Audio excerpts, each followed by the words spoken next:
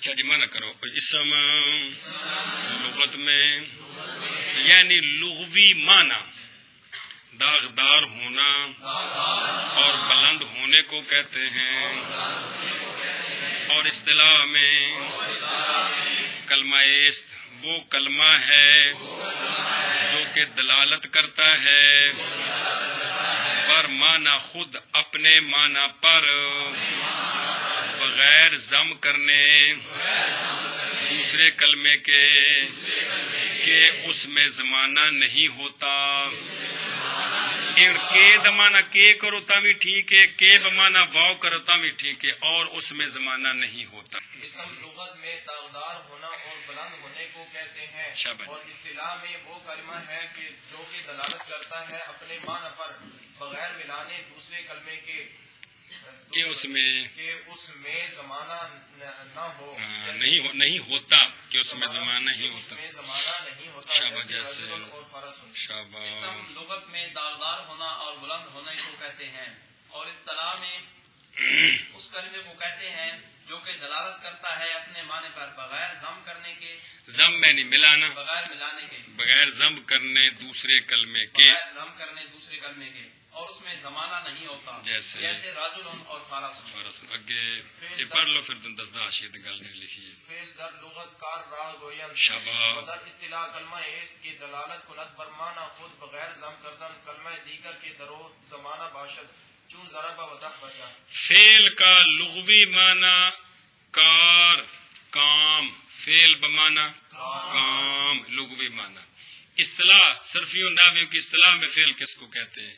فعل وہ کلمہ ہوتا ہے جو اپنے معنی پر دلالت کرتا ہے دوسرے کلمے کو ملانے کے بغیر، اور اس میں زمانہ ہوتا ہے، اور اس میں زمانہ ہوتا ہے۔ ہاں جی۔ فعل کا لغوی معنی ہے کام، اور اصطلاح میں فعل وہ کلمہ ہوتا ہے جو اپنے معنی پر دلالت کرتا ہے دوسرے کلمے سے ملائے بغیر، دوسرے کلمے کو ملانے کے بغیر، اور اس میں زمانہ ہوتا ہے۔ جی۔ لغت میں کہتے ہیں فعل لغت میں ہے کام، لغوی معنی فعل کا کام، لغوی معنی فعل کا کام۔ شاباش۔ میں اس کلمے کو کہتے ہیں جو کہ دلالت کرتا ہے اپنے معنی پر بغیر دوسرے کلمے کو ملانے کے بغیر، دوسرے کلمے کو ملانے کے بغیر، اور اس میں زمانہ ہوتا ہے، اور اس میں ہوتا ہے۔ اے شاباش سے جی۔ مثال جیسے زارابا دحراجا، سمجھو دی پہ کوئی نہیں؟ فعل لغت میں کام کو کہتے ہیں، اور اصطلاح میں وہ کلمہ ہے جو کہ دلالت کرتا ہے اپنے معنی پر بغیر ضم کرنے دوسرے کلمے کے کہ اس میں زمانہ ہوتا ہے، جیسے ضرب اور دحرج۔ جی۔ فعل لغت میں کام کو کہتے ہیں، اور اصطلاح میں وہ کلمہ ہے جو کہ دلالت کرتا ہے اپنے معنی پر بغیر ضم کرنے دوسرے کلمے کے، اس میں زمانہ ہوتا ہے، جیسے ضرب اور دحرج۔ جی۔ فعل لغت میں کام کو کہتے ہیں، اور اصطلاح میں اس کلمے کو کہتے ہیں جو کہ دلالت کرتا ہے اپنے معنی پر بغیر ضم کرنے دوسرے کلمے کے، اور اس میں زمانہ ہوتا ہے، جیسے ضرب اور دحرج۔ حرف در لغت طرف را گویند و در اصطلاح کلمہ است کی دلالت نوے کند بر معنی خود بغیر ضم کردن کلمہ دیگر کے درو زمانہ نباشد چون و الا۔ حرف کا لغوی معنی ہے طرف، حرف کا لغت کہتے ہیں حرف الوادی اے طرف الوادی، حرف کا معنی ہے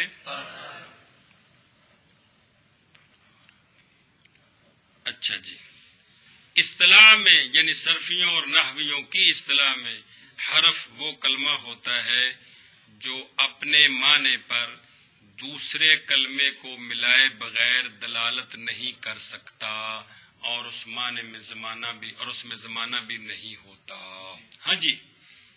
حرف کا لغوی معنی ہے طرف، اور اصطلاح میں حرف اس کلمے کو کہتے ہیں، یا وہ کلمہ ہوتا ہے حرف وہ کلمہ ہوتا ہے جو اپنے معنی پر دوسرے کلمے سے کلمے دوسرے کلمے کے دوسرے کلمے کے ملائے بغیر دلالت نہیں کر سکتا دلالت نہیں کر اور اس سکتا، میں زمانہ نہیں ہوتا۔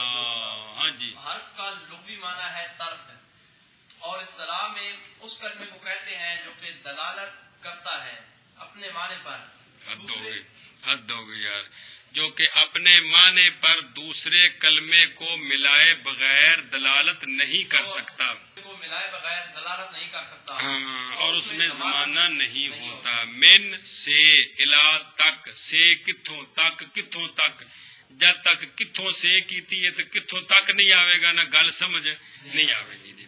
حرف لغت میں طرف کو کہتے ہیں، اور اصطلاح میں وہ کلمہ ہے جو کہ دلالت نہیں کرتا اپنے معنی پر غیر ضم کرنے دوسرے کلمے کے، کہ اس میں زمانہ نہیں ہوتا، جیسے من اور الا۔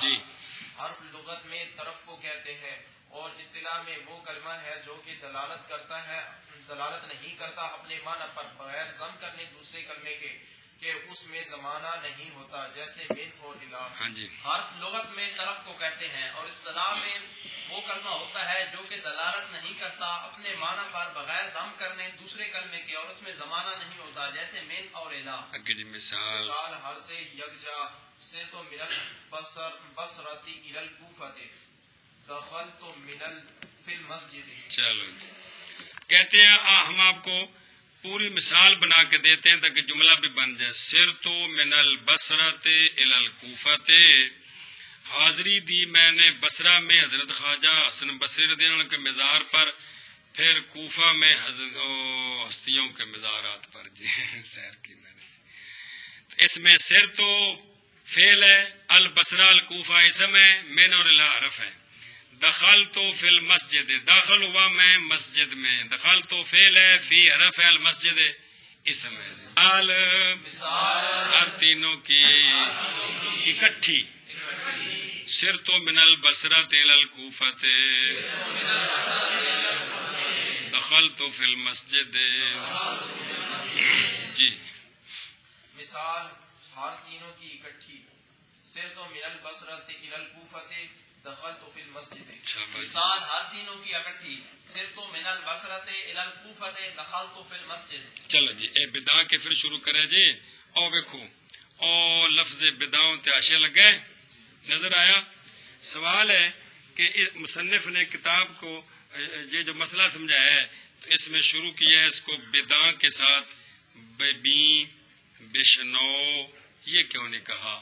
دیکھ توں، سن توں، یہ اس قسم کے اور کوئی امر کا صیغہ کہہ دیتے۔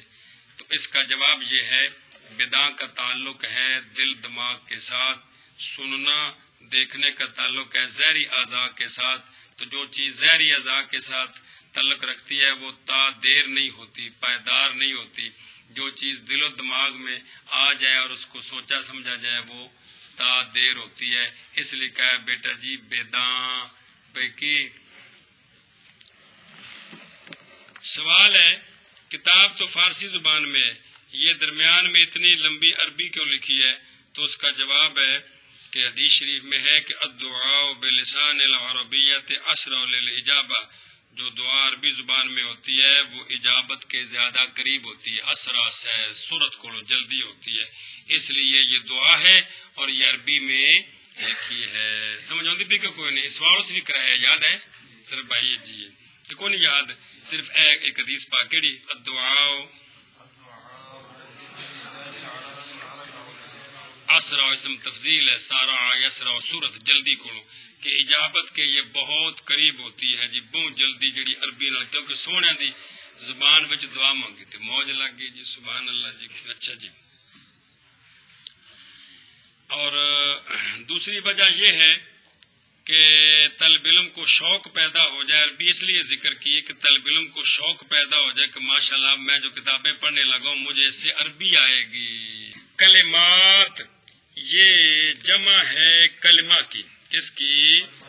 کلمہ، اور کلمہ مشتق ہے کلمن سے، کس سے؟ کلمن سے۔ کلمہ مشتق ہے کلمن کا لغوی معنی ہوتا ہے زخم کرنا۔ کیا کرنا؟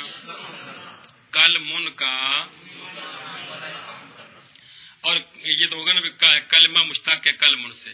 باقی کلمہ لغت میں اصطلاح میں کس کو کہتے ہیں؟ کلمہ اصطلاح میں لفظ مفرد وضع لمعنی مفرد، کلمہ اس لفظ مفرد کو کہتے ہیں جو معنی مفرد کے لیے وضع کیا گیا ہے۔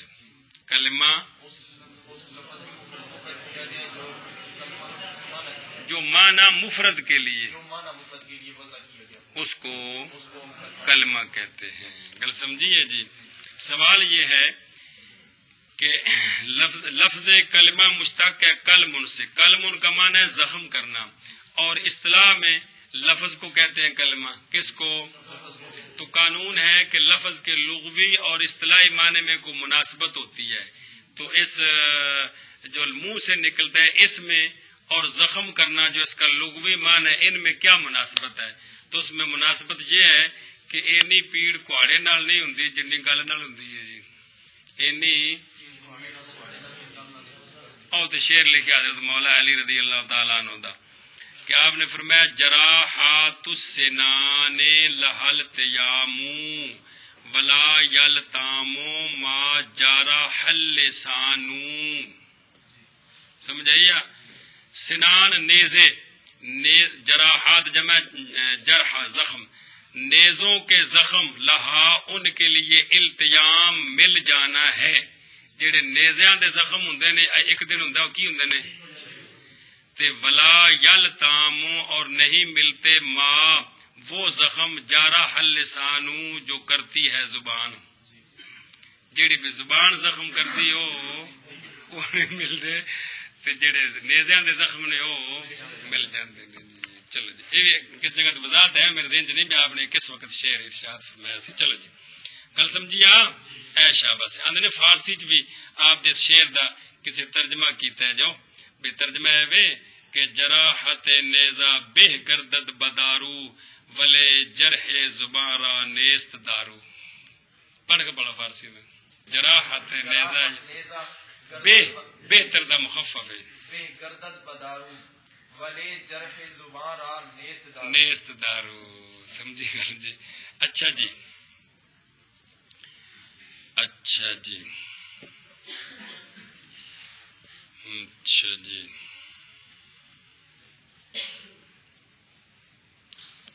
اس کا واضح جو ہے نا تعریف موضوع غرض آ گئی ہے، واضح ہے۔ معاذ بن مسلم او حروی وہ لکھا ہوا ہے، یہ جو ہے نا جی اصل جو ہرا یہ کپڑے کو کہتے تھے، تو حروی کپڑا بیچنے والے نسبت ہے ادھر جی۔ یہ کل سمجھیا؟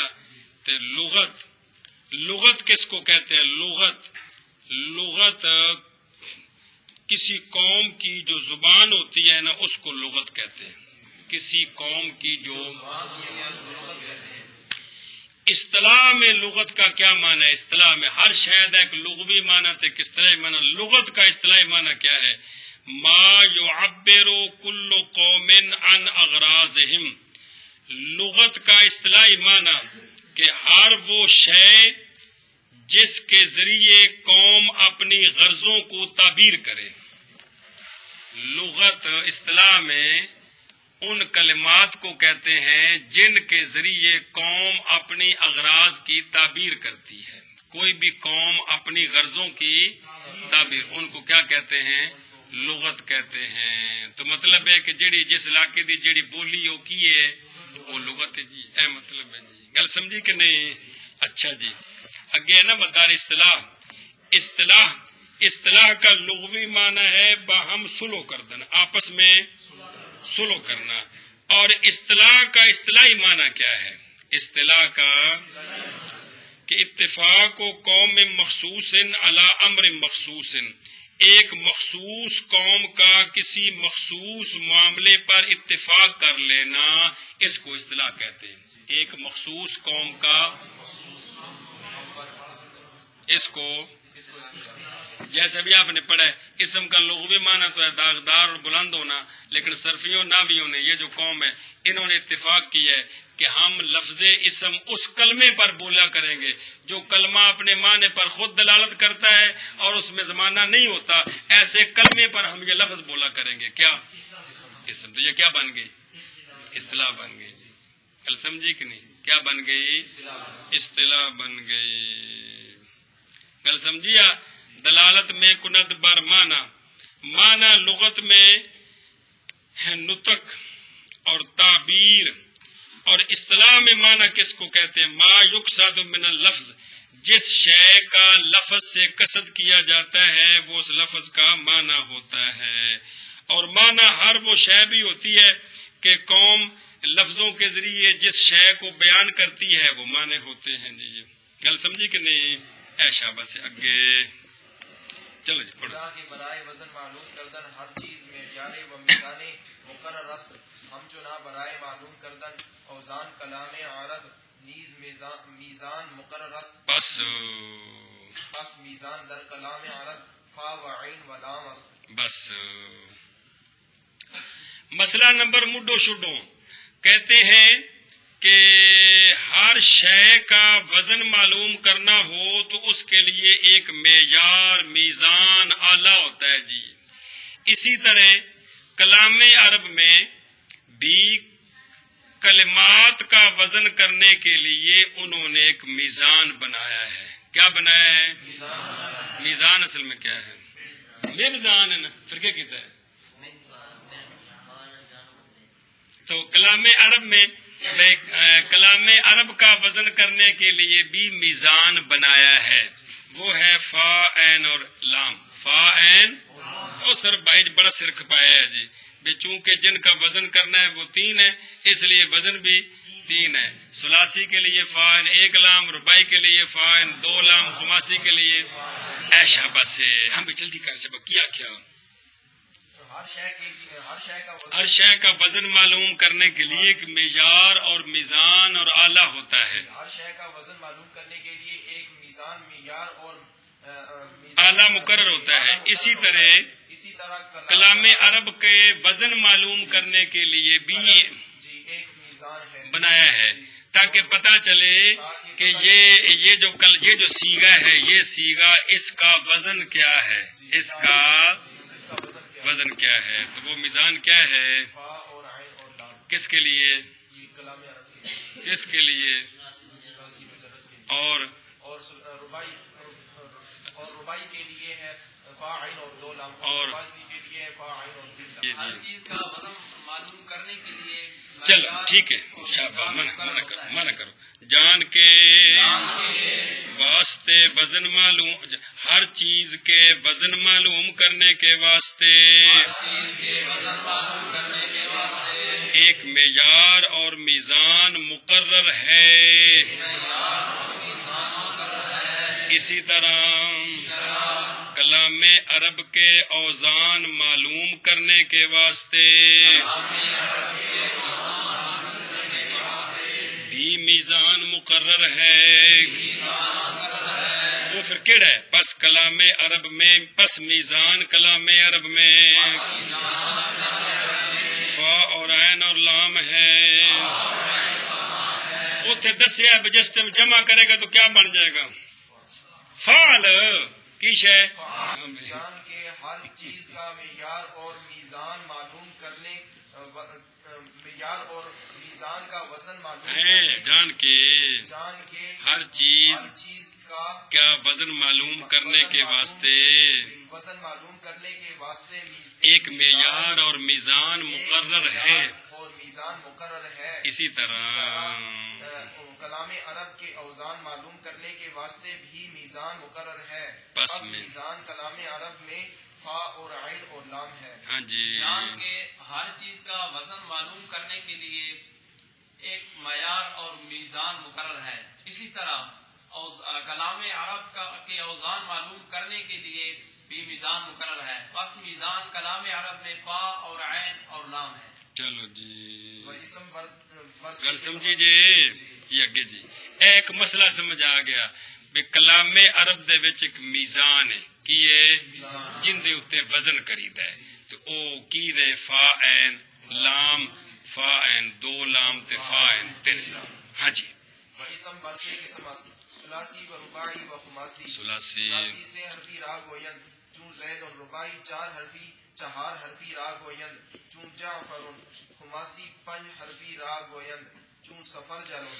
مسئلہ نمبر مڈو شڈو کلمے کی 3 قسمیں ہیں اسم فعل حرف تینوں کی تعریف آ گئی ہے تینوں کی اور پھر درمیان میں ایک مسئلہ بیان کیا ہے کہ کلام عرب کے کلام کے اوزان کے لیے میزان بنایا ہے اور وہ یہ ہے بات سمجھیا. اب ان تینوں کی پھر بات شروع اسم کی تقسیم کرتے ہیں. تقسیم نمبر 1 اسم 3 قسم پر ہے اسم ثلاثی رباعی خماسی. اسم ثلاثی وہ اسم ہوتا ہے جس کے 3 حرف ہوتے ہیں. اسم رباعی وہ اسم ہوتا ہے جس کے 4 حرف ہوتے ہیں. اسم خماسی وہ اسم ہوتا ہے جس کے 5 حرف ہوتے ہیں. ہاں جی شاباش جلدی اسم کی آگے تقسیم کرتے ہیں کہ 3 قسمیں ہیں نا تینوں کی تعریف ہے یہ قسمیں تو نہیں نا بیان اب قسمیں بیان ہو رہی ہیں جی. تقسیم کرتے ہیں کہ اسم کی 3 قسمیں ہیں ثلاثی اور رباعی اور خماسی. ثلاثی 3 حرف والے کو کہتے ہیں اور رباعی 4 حرف والے کو کہتے ہیں اور خماسی 5 حرف والے کو کہتے ہیں. ہاں جی اسم کی تعریف کرتے ہیں کہ اسم 3 قسم پر ہے ثلاثی اور رباعی اور خماسی. ثلاثی 3 حرف والے کو کہتے ہیں اور رباعی 4 حرف والے کو کہتے ہیں اور خماسی 5 حرف والے کو. ہاں جی اور اسم 3 قسم پر ہے ثلاثی اور رباعی اور خماسی. ثلاثی سے حرفی کو کہتے ہیں جیسے زید. رباعی 4 حرفی کو کہتے ہیں جیسے جعفر. خماسی 5 حرفی کو کہتے ہیں جیسے سفرجل. جی اور اسم 3 قسم پر ہے ثلاثی اور رباعی اور خماسی. ثلاثی سے حرفی کو کہتے ہیں جیسے زید. رباعی 4 حرفی کو کہتے ہیں جیسے جعفر. خماسی 5 حرفی کو کہتے ہیں جیسے سفرجل. اگے جی ابھی مانا کر اسم کی 3 قسمیں ہیں ثلاثی اور رباعی اور خماسی. ثلاثی 3 حرفی کو کہتے ہیں جیسے زید اور رباعی 4 حرفی کو کہتے ہیں جیسے جعفر. خماسی 5 حرفی کو کہتے ہیں جیسے سفرجل.